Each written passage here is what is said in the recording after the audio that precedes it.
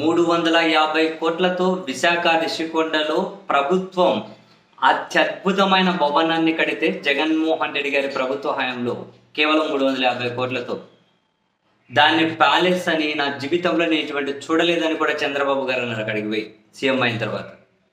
ఆ భవనాన్ని ఏం చేయాలని చెప్పి కింద మీద పడుతూ ప్రభుత్వ ధనాన్ని దుర్వినియోగం చేశారు, చాలా దారుణం చేశారు, దుర్మార్గం చేశారు, ఇంత డబ్బు వేస్ట్ చేశారని రకరకాలుగా ఇప్పటికే మాట్లాడుతూ ఉంటారు. పత్రికలు, టీవీ ఛానల్ అనేటివి సిగ్గు లేకుండా బ్యానర్ హెడ్డింగ్లు పెడుతూ ఉంటారు. ఇటువంటి వాళ్ళే అమరావతిలో ప్రజల సొమ్ము నీళ్ల పాలు చేస్తూ ఉన్నారు, ప్రజల సొమ్ము నీళ్ళలా ఖర్చు పెడుతూ ఉన్నారు. ఇదేం దుర్మార్గం, ఇదేం అన్యాయం అని చెప్పి నోరెత్తి అడిగేవాడు కూడా లేకుండా పోతూ ఉన్నారు.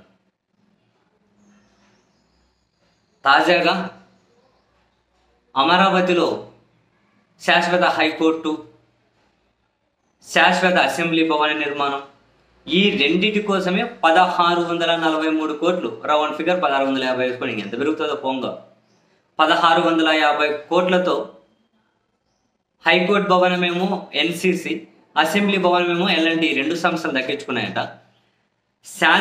గుర్తుపెట్టుకోండి పదం, శాశ్వత అసెంబ్లీ భవన నిర్మాణం, శాశ్వత హైకోర్టు భవన నిర్మాణం, ఈ రెండింటికి 1650 కోట్ల రూపాయలు ఖర్చు పెట్టబోతూ ఉన్నారు. ఈ శాశ్వత అనేది ఎందుకు వచ్చిందంటే ఇంతకుముందు తాత్కాలిక హైకోర్టు భవనం కట్టారు, తాత్కాలిక అసెంబ్లీ భవనం కట్టారు. అప్పుడు ఈ రెండింటికి 360 కోట్ల రూపాయలు ఖర్చు చేశారు. బూడిదలో పోసిన పన్నీరా ఇప్పుడు ఏం చేస్తారు? ఇప్పుడు మళ్ళీ 1650 కోట్లతో అవే భవనాలు ఇంకో దగ్గర కడుతున్నారు. ఎందుకు కట్టాలి? ఇప్పుడు ఆ ఉన్న భవనాలు ఏమైనా అంతో ఇంత రెనోవేషన్ చేసి కానిచ్చేయచ్చు కదా. ఈ 5 ఏళ్ళకో 10 ఏళ్ళకో 15 ఏళ్ళకో అవసరమైనప్పుడు అప్పుడు కట్టుకుంటారు కదా. అవసరమైతే అప్పుడు కట్టుకుంటారు కదా. ఇప్పుడు అసెంబ్లీ ఉంది కదా, రన్ అవుతుంది కదా.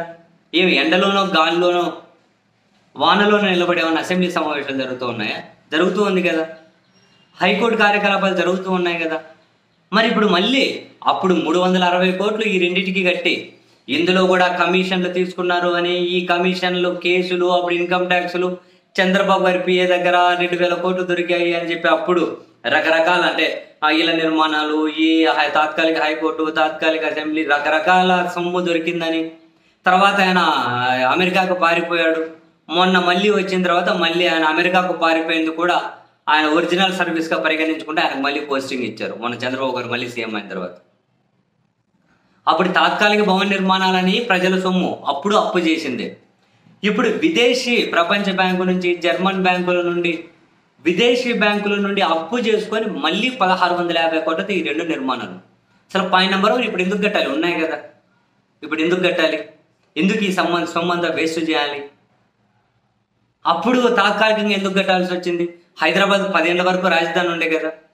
మరి హైదరాబాద్ ఇప్పుడు ఎటు వీకెండ్ అయితే హైదరాబాద్కు పోతున్నారు కదా. ఇప్పుడు పాలించే వాళ్ళు కూడా హైదరాబాద్లోనే ఉండి ఇక్కడ నీట్గా నిదానంగా కట్టిండొచ్చు కదా. ఈ శాశ్వత భవనం మీద అప్పుడే కట్టిండొచ్చు కదా. ప్రజల సొమ్ము ఇట్లా దుబారా కాదు. నేను అమరావతి పక్కన కృష్ణా నీళ్ళపాలు చేసినట్లే. అప్పుడు 350 కోట్లు పెట్టి తాత్కాలికంగా కట్టినప్పుడు కమిషన్ల మాట వినిపించారు. ఇప్పుడు కమిషన్లే. ప్రధానంగా అవి లేకుండా పనులు ఎవరు చేస్తారులేండి, కానీ అధికారులు, పాలకులు అవి లేకుండా ఎందుకు ముందుకెళ్తారు? సరే, వాళ్ళు కమిషన్లు తీసుకొని తింటే తినేయండి. ఎన్నిసార్లు? సుప్రీంకోర్టు కంటే హైకోర్టు పెద్ద కడతారట, పార్లమెంట్ కంటే అసెంబ్లీ ఎక్కువ కడతారట. ఇప్పుడు ఎన్ని రోజులు పోతారు అసెంబ్లీకి? వీళ్ళ అధికారంలో ఉంటే వాళ్ళు పోరు, వాళ్ళ అధికారంలో ఉంటే వీళ్ళు పోరు. ఇప్పుడు అవసరం ఏంటి? ఉన్నాయి కదా అసెంబ్లీ, హైకోర్టు. ఇప్పుడు ఆ ప్రపంచ బ్యాంకు నుంచి అప్పులు తెచ్చి ఇక్కడ కట్టి అప్పు మీద మళ్ళీ వడ్డీలు కట్టుకుంటూ జనం నెత్తిన ఏంటి ఇదంతా? ముఖ్యమంత్రి గారేమో అసెంబ్లీలో నిలబడి నేను ఇచ్చిన హామీలు చూస్తే భయం ఎత్తుంది, ఇంతకుముందు బయట నుంచి చూస్తే ఇవ్వచ్చు అనుకున్నా, కానీ ఇప్పుడు ఈ లేకున్నాం. దీనికి అంతకుముందు వాళ్ళు చేసిన అప్పుల మీద వీళ్ళేమో గుక్క పెట్టారు. 350 కోట్లతో అద్భుతమైన భవనం కడితే దాని మీద ఇప్పటికీ గుక్క పెడుతూ ఉంటారు. కానీ వీళ్ళు చేస్తున్నది ఏంది? ఇంత అడిగేవాడు కొన్ని పత్రికలు, టీవీ ఛానల్లో. ఇప్పుడు జగన్ గారి పత్రిక ఒకటి ఉంది, అది చెప్పింది అనుకో, వాళ్ళు ఏం చెప్పినా ఇటువైపు వాళ్ళ కరపత్రిక నమ్మరు, ఇంకా అటువైపు పత్రికలు, టీవీ ఛానల్ వాళ్ళు చెప్పరు. జనాలు వీళ్ళు ఆలోచించుకోరు ఏంది, ఎవరి ఉద్దేశం ఏంది, ఎవరికి ఏం కథ. అని చెప్పి వీళ్ళు ఆలోచించుకోరు. వాడెవడు ఆ సాయంత్రం అయితే టీవీ ఛానల్లో కూర్చొని కోట్లు వేసుకొని దేడిది మగలు పావలా కాదు, నాకే ఆ పైసగా పనికిరారు. ఏ అంశం అయినా మాట్లాడాలి, ఏం మాట్లాడాలి, అసలు అవి మీడియా హౌస్ లేదో, వాళ్ళు జర్నలిస్ట్ లేదో, కాసింత సామాజిక బాధ్యత లేదు, ప్రజల మీద రెస్పాన్సిబిలిటీ, ఎప్పుడు ఒక వ్యక్తి మీద ఒక పార్టీ మీద ఏడుపు తప్ప వాళ్ళు మీడియా అంట, వాళ్ళు పత్రికలు అంట, ఆ పత్రికలు జనాలు చూడడము నమ్మడం అంతా మిస్లీడింగ్. ఎవడి సొమ్మండి ఇంతగానం ఖర్చు పెట్టడానికి? ఎవడు ఎందుకు అడగడు? సరే అక్కడ అమరావతిలో రాజధాని కట్టుకోండి, అమరావతిలో ఏదైనా కట్టండి. ఇప్పుడు అసెంబ్లీ హైకోర్టు ఉంది కదా, ఎందుకు కట్టాలి మళ్ళీ? ఇప్పటికిప్పుడు 10-15 ఏళ్ళ తర్వాత కట్టాలి కదా. సో అన్నీ నేనే కట్టా అని చెప్పి ఒక పేరు కోసమా ముఖ్యమంత్రి గారు ఇప్పుడు ఇది నేను కట్టా, అది నేను కట్టాను పెద్ద పేర్లు ఫోటోలు వేసుకోవడం కోసమా? మరి ఇప్పుడు ఉన్నాయి కదా, అసెంబ్లీ నడుస్తుంది కదా, హైకోర్టు నడుస్తుంది కదా, ఏం అవసరం? 350 కోట్లు ఆ రెండు కట్టిండ్రు కదా. ఏం దారుణమైన దుబారా బాబోయ్ డబ్బులు.